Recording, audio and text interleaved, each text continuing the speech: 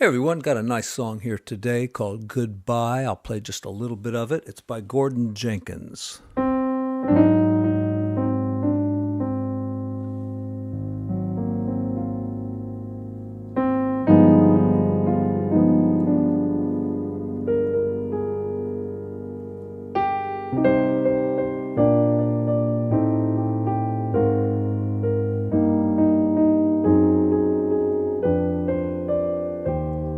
Isn't that nice? It's a very classical kind of chord progression.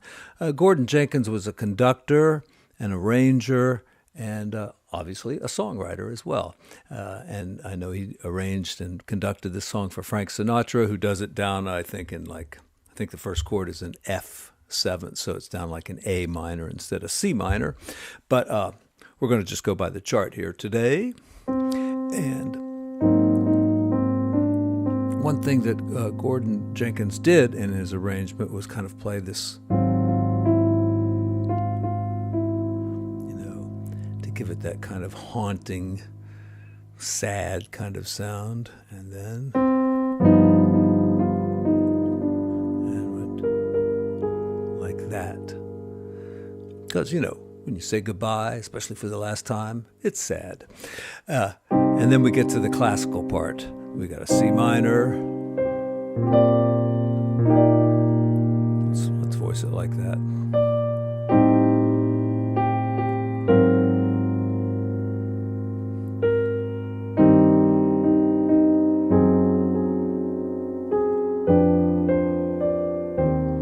All right, so what's with all these slash chords? And that's what they're called. If you're not familiar with them, the chord on the left, C minor, that's usually like what the right hand plays, and then the left hand's got to play like a B flat down in the bass. So this is going to be a hard chord to voice right here. We're going to have to figure out how to do it. So, that would be one way, right? We've got C minor like that, the melody note, the bass note, doubling a note perhaps, or maybe we just go like that, and we don't even have a C in it. But since we just played it, it's still in our ears, so it's okay. And then A minor 7 flat 5. Notice how the bass is moving down step by step. A flat 7th. There's the melody note.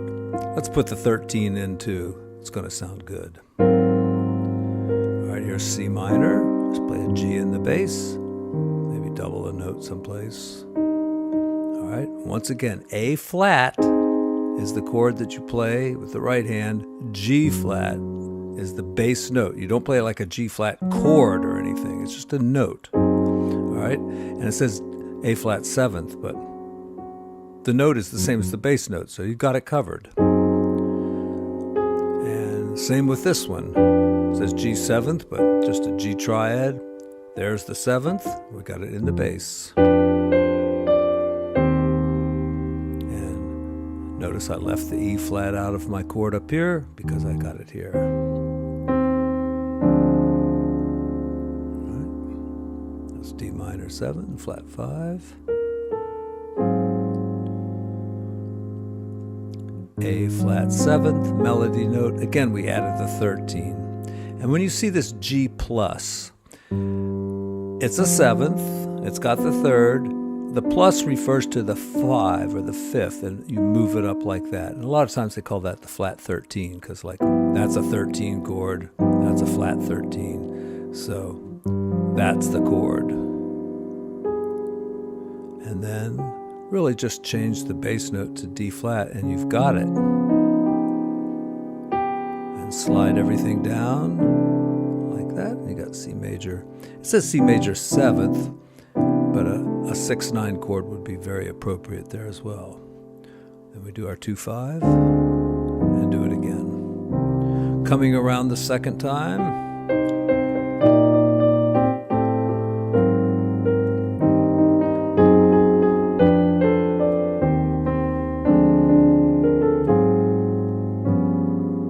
That time I flatted the 5. It sounds just as good.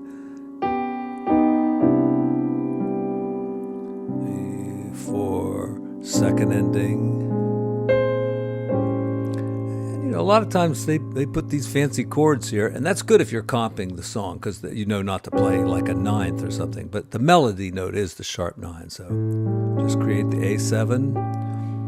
When you have tension like that, that's tension, folks. When you have it like that, you leave out the 5 usually. You could put it in here; it wouldn't cause too much trouble, but usually you leave that out. Lots of ways to voice this chord. D minor. All right, that's a closed voicing. Way too many notes. Let's thin it out. All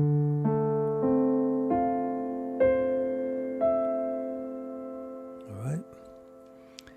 And we can leave the 5 in. It's just dominant chords that you tend to leave the 5s out because they will clash with like some of the interesting notes you're playing. Now,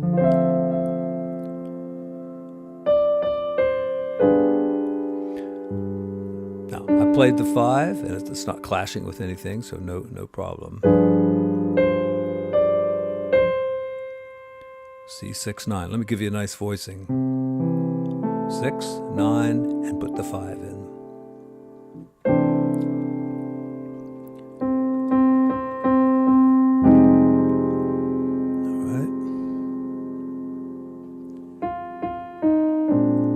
Those little 3s that you see, that's like quarter note triplets. So 1, 2, 3, 4, or 1 and a 2 and a 3 and a 4 and a 1 and a 2 and a 3.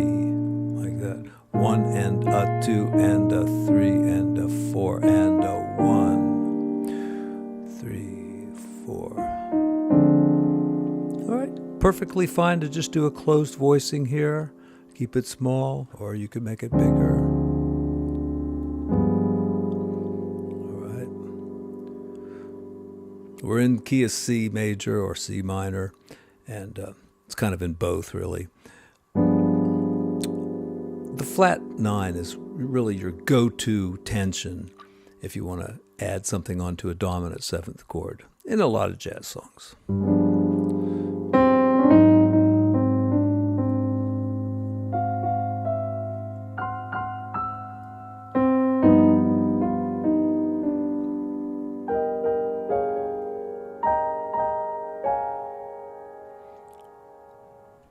Little triads, E flat, D flat.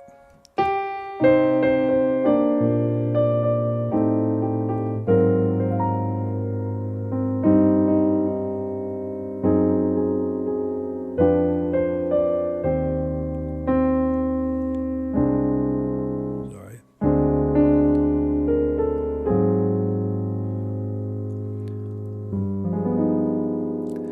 Now, it just says G plus 7. All right, we talked about this. Like that. So I said I call that the flat 13 instead of the plus, which means a 5 has been moved up.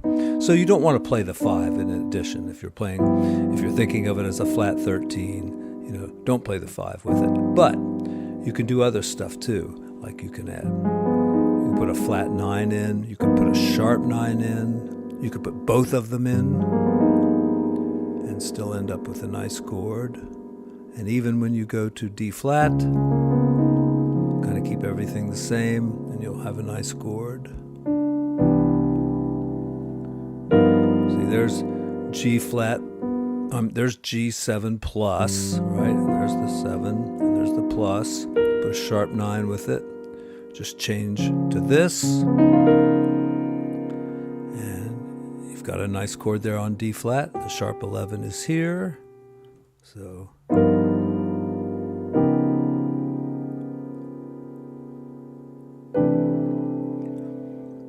pretty fancy voicing for a major 7th chord here. 1, 3, 5, and 7.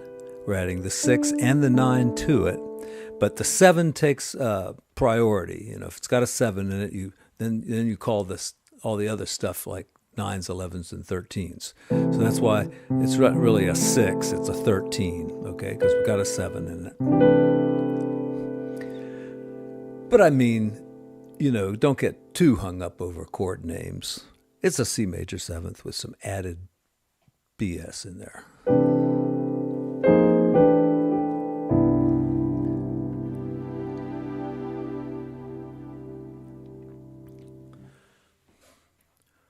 Folks, I really do thank you for your generosity through the Christmas season here. I've gotten several PayPals that are quite nice to receive, and I do appreciate it. You can sign up to be a member over on Patreon and get early access to videos and occasionally some extra little goodies.